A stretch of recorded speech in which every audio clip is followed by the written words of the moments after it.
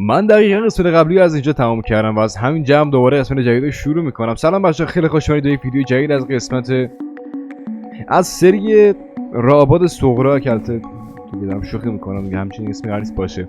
برحال آقا توی قسمت قبلی ما اینو ساختیم که واقعا داره خوب کار میکنه، ولی امروز میخوام که قدم‌های بیشتری بردارم. برای چی؟ برای ساخت قلمون که قرار اونجا باشه. یکی از یوتیوبرهای خیلی باحالی که فارمای خیلی زیادی آموزش میده شالکر کرافت هستش که دارم حرف میزنم.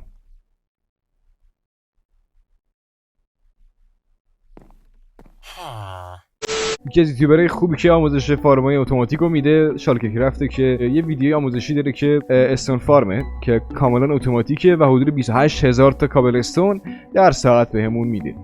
خب کاری که میخوام بکنم اینه که مواد و مصالحی که نیاز داره رو توی این ویدیو جمع آوری کنم، فارمه رو بسازم و حتی یه اتو اسپلنتر هم اگر وقت شد بسازم. اتو اسپلنتر که نه، احتمال زیاد با اتو کرافتر قراره که از اون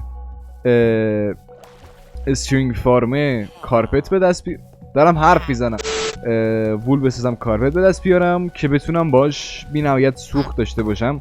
با اون داشتم میگفتم با سنگایی که به دست میاریم میخوام شروع کنم به ساخت قلعه‌مون دیگه. یعنی امروز احتمال زیاد یک استخون خیلی کمی رو از قلعه خواهید دید. خیلی خب، من یه بار میخونم کل چیزایی که نیاز داره رو و بعدش دیگه شروع میکنم به جمع آوری.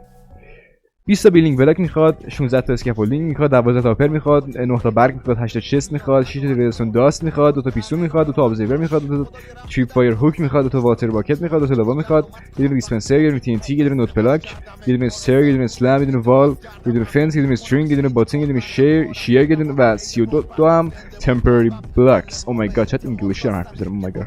اول از همین سراغ بیلدینگ بلاک که اینجا از استون بریک استفاده کرده. ما هم میخوایم همین کارو بکنیم چون دوست داریم. کی گفته کابل استون بیلینگ بلاک بدیه؟ و اما میمونه اسکافولدینگ که من هیچ ایده ای ندارم از کجا میتونم اسکافولدینگ رو گیر بیارم. یعنی نه جانگل نزدیکمونه، نه از این واندرینگ تریدر هست که بتونیم ترید کنیم.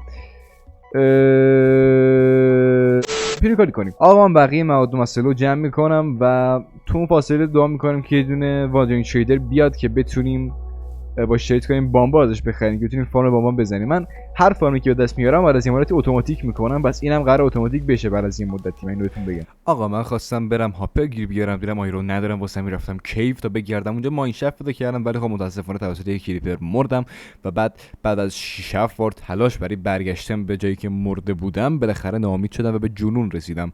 پس تصمیم گرفتم استراتژیمو عوض کنم.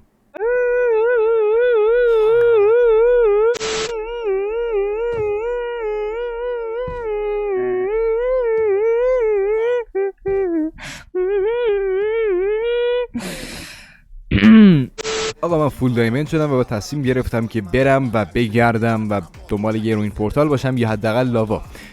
بعد از این مراد گشتم با یه ویلیج آشنا شدم که کنارش یه دونه روین پورتال بود و یه دونه کیف. رفتم داخل کیف یه عالمه آیرون پیدا کردم، منم روین پورتال و با استفاده از 10 تا سطلی که داشتم کلی لاوا پر کردم، اومدم خونه و شروع کردم به ساختن پورتال.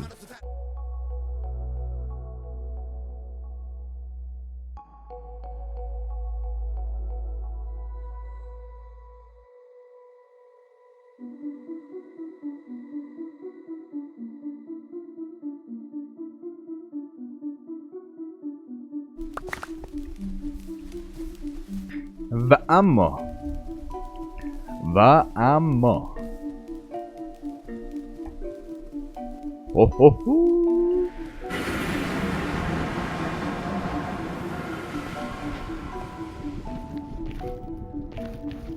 نگو که سول سندینگ دور بر نداریم کلن.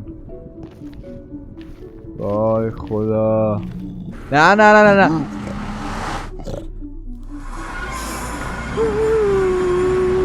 خیلی زنه بدی بود، خیلی زنه بدی، اصلا زنه خوبی نبود، اصلا زنه خوبی نبود. من با همین منظره ویدیو رو تمام میکنم و اعلام میکنم که در اپیزود بعدی احتمال زیاد هم آیرون فارم و هم استون فارم رو خواهیم زد و طول هامون هم احتمال زیاد مکس خواهد شد و اپیزود بعدی قراره خیلی خوب باشه. میبینمتون.